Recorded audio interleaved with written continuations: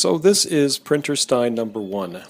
This was made out of some measurement frame thing. I don't know what it was.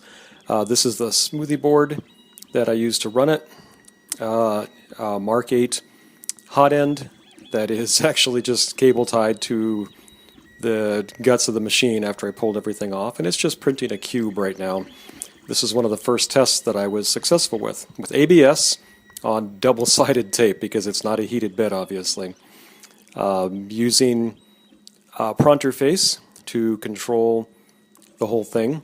And this was my first attempt at building a 3D printer, and of course half of it was already built. I just had to interface all the electronics to it because it has 3 stepper motors with optical end stops and lead screws and guide rails. It had all of that built into it and a nice printing bed as well. So this was my first attempt and it was successful.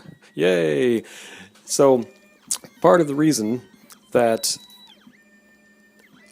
I ended up not keeping this is because the pitch of the lead screws, and they were 0.9 degree stepper motors, it was too hard for the electronics to drive it at the pulse rates that it needed to. So here was an example of this where I have this part that's printing, and at some point going from a straight line to a curve, it just can't keep up with the counts.